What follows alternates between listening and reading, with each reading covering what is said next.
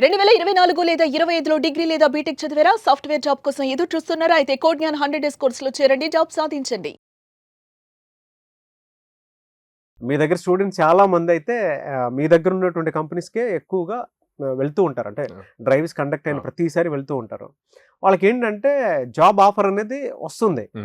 But కొంతమందికి ఆ dilemma ఉంటుంది. ఆ జాబ్ అనేది మనకు వచ్చిందా లేదా అనుకునేటువంటి డైలమా కూడా ఉంటుంది. ఆఫర్ వస్తే జాబ్ వచ్చినట్ల మనం ఎలా కన్ఫర్మ్ చేసుకోవాలి దాన్ని? ఒక కంపెనీ నుంచి ఆఫర్ లెటర్ వచ్చింది అంటే తను ఆ జాబ్ కి సెలెక్ట్ అయినట్టు అండి. కానీ ఆఫర్ లెటర్ తో పాటు జాయినింగ్ డేట్ రావాలి.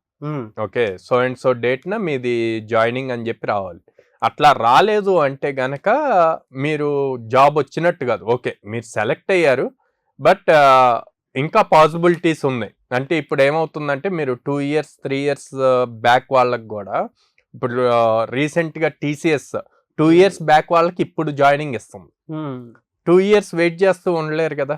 అవును. అండ్ కొంతమంది పాపం టాప్ కంపెనీ కదా, MNC కదా, వచ్చిన దాన్ని మిస్ చేసుకోవటం ఎందుకు అని చెప్పి వెయిట్ చేసిన వాళ్ళు ఉన్నారు. ఈ 2 years లోపు మార్కెట్ కండిషన్స్ చేంజ్ అవుతాయి. మీకు ఆఫర్ లెటర్ ఇచ్చి జాయినింగ్ డేట్ ఇవ్వకపోతే మీరు వెయిట్ చేస్తున్నప్పుడు మార్కెట్ కండిషన్స్ చేంజ్ అయిపోయి అసలు ఈ ఆఫర్ అన్నది మిస్ అయిపోయింది. అప్పుడు మీరు వేరే దానికి కూడా ట్రై చేయడానికి ఉండదు. సో అందుకే మీకు ఒకవేళ ఓన్లీ ఆఫర్ లెటర్ వచ్చి జాయినింగ్ డేట్ రాకపోతే ఓకే, ఇది సేఫ్ సైడ్ ఉంటది. ఒకటి ఉంది అనుకున్నాం, ఏదో ఒక టైంలో వస్తుంది. కానీ వేరే దానికి కూడా ట్రై చేయటం ఆపొద్దు. ఎందుకంటే మీరు దీన్ని బేస్ చేసుకొని ఉండి మిగతా ఆపర్చునిటీస్ని మిస్ చేసుకున్నారు అనుకోండి, రేపు పొద్దున కష్టం అవుద్ది. సో కంపల్సరిగా మీకు జాయినింగ్ డేట్ వస్తేనే మీకు జాబ్ వచ్చినట్టు. మీరు వెళ్ళి ఫస్ట్ డే కంపెనీలో జాయిన్ అయ్యి మీ ID కార్డు అండ్ మీకు రిలేటెడ్ అన్నీ కూడా వస్తేనే మీరు ప్రాపర్గా జాబ్లో జాయిన్ అయినట్టు. హెచ్ఆర్ ప్రాసెస్ అంతా జరగాలి. హెచ్ఆర్ ప్రాసెస్ అవ్వాలి. సో అలా అవ్వకపోతే గనక ఇప్పుడున్న మార్కెట్ కండిషన్స్ కి ఎందుకు ఇప్పుడు ఈవెన్ మా కంపెనీస్ లో మేము ఏదైతే అసోసియేట్ అయి ఉన్న కంపెనీస్ లో కూడా లైక్ ఎప్పుడైతే 1 year బ్యాక్ అసలు మార్కెట్ బాగాలేదో ఇంటర్వ్యూస్ జరిగాయి, నైట్ హోల్డ్ అయిపోయాయి.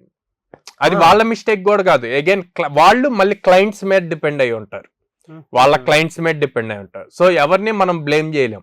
సో అందుకే ప్రతి స్టూడెంట్ కూడా జస్ట్ జాబ్ ఆఫర్ లెటర్ వస్తే మాత్రం జాబ్ వచ్చింది ఇంకా నాకు అవసరం లేదు అని చెప్పి ఉండకుండా రిలాక్స్ అవ్వద్దు అంటున్నాను.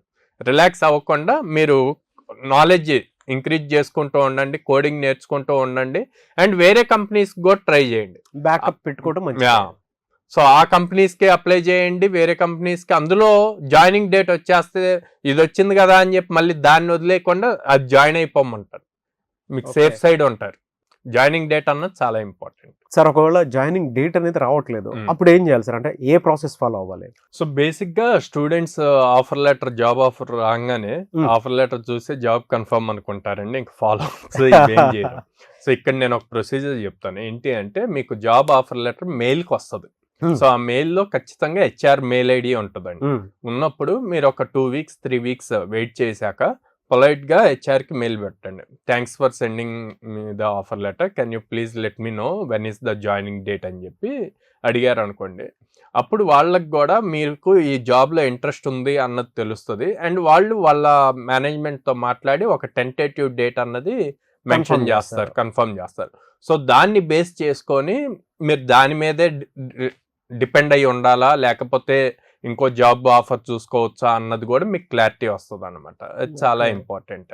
సో ఒక పొలైట్ వేలో రిక్వెస్టెడ్ గా ఒక మెయిల్ అన్నది మెయిల్ ప్రూఫ్ పెట్టుకోవడం మంచిది. అవును, అలా పెట్టుకోవటం వల్ల రేపొద్దున డిలే అవుతున్నా కూడా 1.5 year 2 years కి మీకు ఆఫర్ వచ్చినా ఇది మీరు చూపించడానికి ఉంటుంది. నేను అప్పుడే అడిగాను, సో ఇట్లా చెప్పారు, నేను వెయిట్ చేస్తున్నాను, సో నౌ ఐఎమ్ ఎలిజిబుల్ మీరు ఇచ్చిన దానికి అని చెప్పి ఒక ప్రూఫ్ అన్నది ఉంటుంది అనమాట. చాలా మంది బరువును తగ్గించారు సార్ మీరు అసలు ఈ ఆన్సర్ తోటి. ఎందుకంటే వెయిట్ చేస్తున్నటువంటి స్టూడెంట్స్ కి ఎలా ఫర్దర్ గా ఎలా మూవ్ అవ్వాలనే దాని మీద ఒక రియల్ ఎగ్జాంపుల్ చెప్తానండి. రీసెంట్ గానే నేను ఒక 1.5 ఇప్పుడు మీరు అంటుంటే నాకు గుర్తొచ్చింది అనమాట. సో అమ్మాయికి ఫ్రెషర్ గా వచ్చింది, ఇట్లా డిలే అయింది, కానీ ఇట్లాగా ఫాలో అప్ లేదనమాట. సో తను వేరే కంపెనీలో జాయిన్ అయింది. ఓకే, కాకపోతే ఆ కంపెనీలో స్టేబుల్ గా లేదు జాబ్. సో తను ఇప్పుడు మళ్ళీ దానికి వెళ్ళటానికి పాసిబిలిటీ ఉండట్లేదు.